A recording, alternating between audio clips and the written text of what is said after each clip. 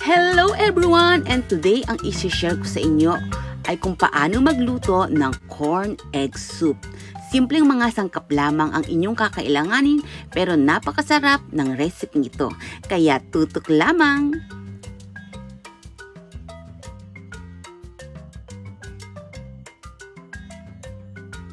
At hetong mga sukat at listahan ng mga sangkap na ating kakailanganin.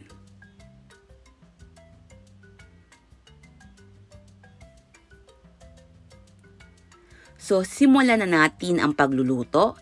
Ang aking corn kernel nga pala dito ay akin ang ibinilender. And then, yes, maaari kayong gumamit ng fresh corn. Ang ginamit kong corn dito ay yung nasa lata. So, isinaling ko lamang ito sa aking kasirola na paglulutuan. And then, ilalagay ko na din dito ang tubig. At akin lamang itong hahaluin.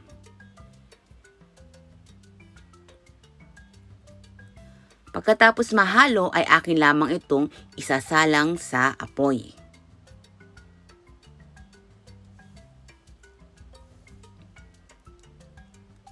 So ayan, naisalang ko na sa apoy. Ang apoy ko dito ay low to medium heat lamang.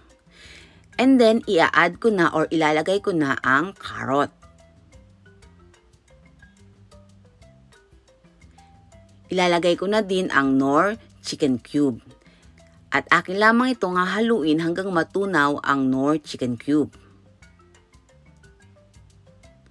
Once na natunaw na ang Knorr chicken cube, ay akin lamang itong pakukuluan.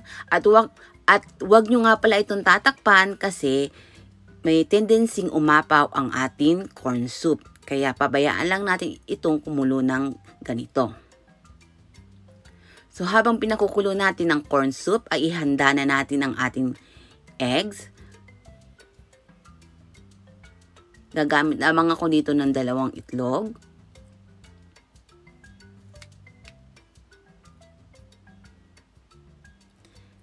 And then, akin lamang itong ibibit.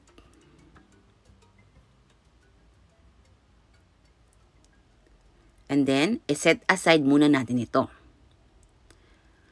Ngayon naman, ang ating ipe-prepare ang ating pampalapot.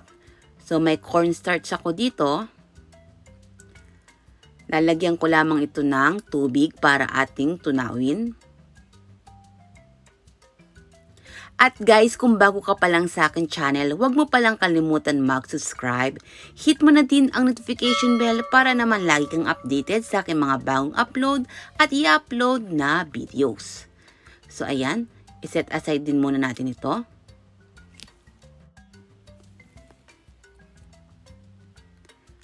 Kapag kumukulo na ang inyong corn soup, ay inyo lamang itong haluin katulad ng aking ginagawa.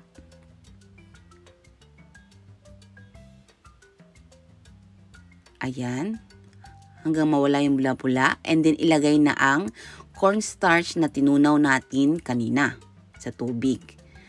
At patuloy lamang itong halu-haluin kasi mabilis itong lalapot at para hindi mamuo ang ating cornstarch.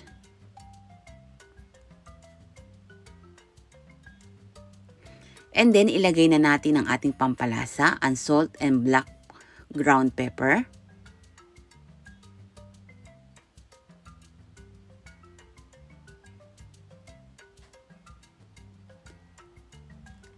At ilagay na din natin ang ating beaten egg.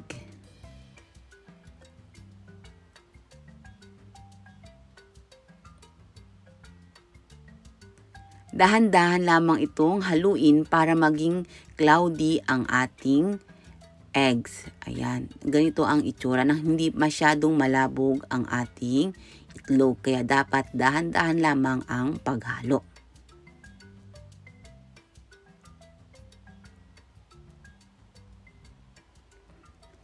And then next, ay i-add na din natin ang green onion.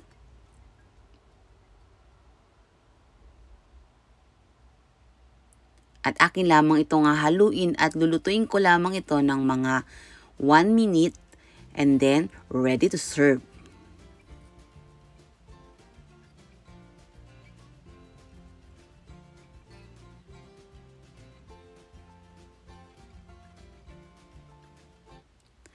At heto na guys ang ating very simple and easy recipe na corn egg soup na kayang-kaya nyong gawin sa inyong mga bahay at sigurado akong magugustuhan ng inyong buong pamilya.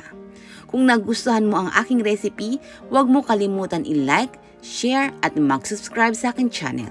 Thank you for watching! Ito po ang Amin Kitchen. Happy cooking everyone!